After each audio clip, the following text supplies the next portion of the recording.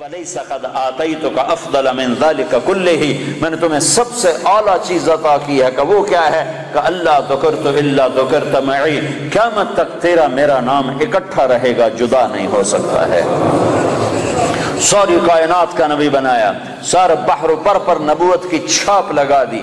بحر و بر پر آپ باہر نکلے، آپ کو پیشاب کا تقاضا ہوا تو کوئی جھاڑیاں تھی چھوٹی چھوٹی، کوئی جھاڑی اتنی بڑی نہیں تھی جس کے پیچھے بیٹھتے تو پردہ ہوتا، تو چند ایک جھاڑی ادھر تھی، ایک وہاں تھی، ایک وہاں تھی، ایک وہاں تھی۔ تو آپ نے حضرت جابر سے فرمایا، جابر ان جھاڑیوں سے کہو اللہ کے نبی کے لیے پردہ بناؤ۔ تو جابر جا کر ہم تو انسان ہو کر نہیں مان رہے ہیں، ارے انسان ہو کر نہیں مان رہے، سنت ہے جو سنت دی کوئی گل نہیں ہے، سنت دی خیر ہے، سنت دی کوئی گل نہیں، ہم تو انسان ہو کر نہیں مان رہے۔ اور وہاں کیا ہو رہا ہے، جابر گئے اور کہنے لگے التئما علی رسول اللہ صلی اللہ علیہ وسلم، اے جھاڑیوں، چھوٹے چھوٹے درختوں، اے جھاڑیوں اللہ کے نبی کے لیے پردہ بناؤ۔ تو وہ جھاڑی ادھر سے آئی، وہ جھاڑی ادھر سے آئی، وہ جھاڑی ادھر سے آئی، یہ جھاڑی ادھر سے آئی، چاروں طرف سے جھاڑیاں جمع ہو کر ایک بہت بڑا جھنڈ بن گیا۔ اور اللہ کے نبی پاک صلی اللہ علیہ وسلم اس کے پیچھے، آپ پیشاب سے فارغ ہوئے، جب آپ کھڑے ہوئے تو جھاڑیاں اپنے آپ اپنی جگہ پر چلی گئیں، اپنی جگہ پر چلی گئیں، کہ یہ بے جان درختوں کو بھی پتہ ہے کہ یہ اللہ کا رسول ہے۔ سردی کے موسم میں آپ نکلے، سردی کا موسم، کھجوریں گرمیوں میں ہوتی ہیں، سردی میں کھجور نہیں ہوتی۔ کچھ صحابہ بھوک بیٹھے ہوئے تھے، آپ نے فرمایا کیوں بیٹھے ہو؟ کہا جی بھوک لگی ہے۔ آپ نے فرمایا مجھے بھی بھوک لگی ہے۔ ابو بکر عمر نظر آ گئے، کیوں باہر ہو؟ کہا جی بھوک لگی ہے۔ آپ نے کہا مجھے بھی بھوک لگی ہے۔ تو اب کافی سارے اکٹھے ہو گئے جن کو بھوک لگی تھی، تو آپ نے حضرت علی سے فرمایا علی یہ سامنے کھجور کا درخت ہے، اس کے پاس جاؤ اور اس سے کہو تمہیں اللہ کا رسول حکم دیتا ہے ہمیں تازہ کھجوریں پیش کی جائیں۔ ہائے ہائے، جس کی درخت مانے اس کی ہم نے نہ مانی۔ تو حضرت علی گئے، حضرت علی نے آگے یہ نہیں کہا یا رسول اللہ اب تو سردی کا موسم ہے، اب کہاں سے؟ اگر حضرت علی یہ کہتے تو اگلی برکتوں کا دروازہ بند ہو جاتا۔ ایک دفعہ دیگ چڑھی ہوئی تھی، دیگ، تو آپ کو یہ بکرے کی دستی بڑی پسند تھی، بکرے کا اگلا بازو بڑا پسند تھا۔ تو آپ نے باورچی سے کہا مجھے وہ دستی پکڑاؤ، تو اس نے ڈوئی سے ایسے دستی نکال کر پوری آپ کو نکال کر دی۔ آپ نے ایسے دونوں ہاتھوں سے پکڑا اس کو اور اس کو نوچ کے کھانا شروع کیا اور ساری کھا کر پھینک دی۔ پھر آپ نے فرمایا دستی پکڑاؤ، تو اس نے دوسری نکالی اور آپ کو پیش کی۔ آپ نے یہاں سے یوں پکڑا اور اس کو نوچ کے کھایا اور اس کو پھینک دیا۔ پھر آپ نے فرمایا دستی پکڑاؤ، تو وہ کہنے لگے باورچی یا رسول اللہ بکرے کی دو ہی ہوتی ہیں۔ تو آپ نے کہا تیرا بھلا ہو جائے، اگر تو میرے کہنے پہ ہاتھ ڈال دیتا تو جب تک میں کہتا رہتا اللہ مجھے نکال کے کھلاتا رہتا، تیری نا نے برکتوں کا در بند کر دیا۔ تو حضرت علی اگر یوں کہتے یا رسول اللہ سردیوں کا زمانہ کھجوریں کہاں سے آئیں گی، تو برکتوں کا در بند ہو گیا تھا۔ حضرت علی نے ایک دم اٹھے دوڑ لگائی اور کھجور سے کہہ رہے ہیں، کھجور سے، بے جان درخت سے اللہ کا ایھا التمر ایھا النخلۃ، اے کھجور کے درخت، اللہ کا نبی کہہ رہا ہمیں تازہ کھجوریں پیش کی جائیں۔ تو رب ذوالجلال کی قسم پتوں سے تازہ کھجوریں ٹپ ٹپ گرنے لگی، ساری چادر بھر گئی۔ آپ نے چادر کی پنڈ بنائی اور اٹھا کر آپ نے صحابہ کے سامنے پیش کر، کھاؤ۔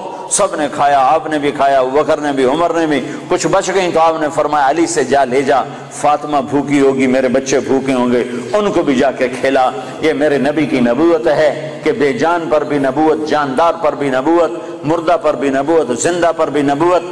آپ سوئے ہوئے تھے، تبوک کے سفر سے واپسی پر آپ سوئے ہوئے تھے، تو کنارے پر ایک درخت تھا کیکر کا، وہ تیزی سے زمین کو چیرتا ہوا آگے آیا، زمین کو چیرتا ہوا، ایسے ہے جیسے انسان چلتے ہیں، چلتا اللہ کے محبوب کے سر پر آ کر کھڑا ہو گیا اور ایسے اوپر کھڑا ہوا۔ تھوڑی دیر وہ درخت کھڑا رہا، پھر وہاں سے واپس ہوا اور چلتا اپنی جگہ پہ جا کے فکس ہو گیا۔ جب آپ کی آنکھ کھلی تو حضرت انس نے عرض کی یا رسول اللہ وہ جو درخت ہے وہ اس طرح آیا، آپ کے سر پر کھڑا ہوا اور پھر واپس چلا گیا، یہ کیا چکر ہے؟ تو آپ نے درخت کو یوں دیکھا تو آپ نے فرمایا یہ درخت مجھ سے دور تھا، یہ میرا دیدار کرنا چاہتا تھا، تو اس نے اللہ سے درخواست کی یا اللہ تیرے نبی کا دیدار کرنا چاہتا ہوں، تو اللہ نے اس کو اجازت دی، تو وہ وہاں سے چلا اور آیا اور میرا دیدار کر کے واپس گیا۔ یہ میرے نبی کی نبوت ہے بے جان چیزوں پر، بے جان چیزوں پر۔ آپ کی اونٹنی عزبا جب آپ کا انتقال ہوا تو اس نے بیٹھے بیٹھے رونا شروع کیا، اس کے آنسو بہنا شروع ہوئے، اور اس نے چارہ بھی چھوڑ دیا، پانی بھی چھوڑ دیا، اور تڑپ تڑپ کے مر گئی، ایک دانہ نہیں کھایا ہے۔ آپ نے 2 خچروں پہ سواری فرمائی، ایک کا نام ہے دلدل، ایک کا نام ہے فضہ۔ آپ نے چند گھوڑوں پہ سواری فرمائی، ایک کا نام ہے طراز، ایک کا نام ہے لزاز، ایک کا نام ہے لحیف، ایک کا نام ہے مرتجل، ایک کا نام ہے مرتجز، ایک کا نام ہے سجل، ایک کا نام ہے ورد، ایک کا نام ہے سکب، ایک کا نام ہے صبحہ۔ یہ سب گھوڑے ہیں جن پر میرے نبی نے سواری فرمائی۔ یہ میرے محبوب سے، میرے نبی سے، آپ کے نبی سے میرے اللہ نے پیار کیا، عشق کیا، اس کی ہر ادا کو محفوظ کیا۔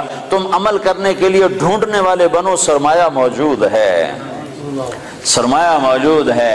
آپ کی بکریاں تھیں، 9 بکریاں تھیں آپ کی ملک میں، جن کا دودھ نکالا جاتا تھا، اور رات کو جس گھر میں آپ ہوتے تھے اس گھر میں ام ایمن ان کو چراتی تھیں، اور وہ آپ کے گھر پہنچا دیا جاتا تھا۔ تو وہ عجوہ اور سقیہ، عجوہ، سقیہ، برکہ، ورثہ، اطلال، اطراف، قمراء، غیفاء، یہ 9 بکریاں تھیں جو اللہ تعالیٰ کے نبی کو اللہ نے عطا فرمائی، ان کے نام ہمارے پاس لکھے پڑے ہیں، اور اس میں آپ کی بکری قمراء آپ کی زندگی میں مر گئی تھی، اور ایک 10واں بکرا تھا، اس کا نام تھا یمن۔ تو میرے نبی کی تو بکریوں کے بھی نام لکھے ہوئے ہیں۔ تم سنتوں کو ڈھونڈو تو تمہیں ملیں، زندگی کے ہر طریقے میں میرے نبی کی سنت موجود ہے، نقل اتار لو، اپنے نبی کی نقل اتار لو، اللہ کے واسطے نقل اتار لو۔ آپ نے اونٹ پہ سواری فرمائی، اس کا نام ہے عسکر۔ آپ نے چند اونٹنیوں پہ سواری فرمائی، ایک کا نام عزبا، ایک کا نام شہبا، ایک کا نام جدعا، ایک کا نام قصوا۔ 4 اونٹنیوں پہ سوار ہوئے۔ حج کے موقع پر کون سی اونٹنی پہ سوار تھے؟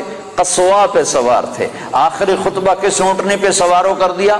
قصوا پہ سوار ہو کر دیا۔ 11 تاریخ کا خطبہ کس اونٹنی پہ سوار ہو کے دیا؟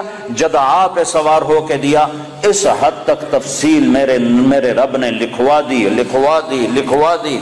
آپ نے 2 گدھوں پہ سواری فرمائی، ایک کا نام عفیر ہے، ایک کا نام یعفور ہے۔ جب جنگ خیبر ہوئی اور خیبر فتح ہوا اور مال غنیمت آیا، جانور آئے، تو گدھے آئے۔ ان گدھوں میں ایک گدھا آگے بڑھ کر کہنے لگا، یا رسول اللہ، اللہ کے نبی سے بات کرنے لگا، یا رسول اللہ، آپ نبیوں میں آخری نبی ہیں، کھوتے نو بھی پتا ہے، بندیاں نو کوئی نہیں پتا۔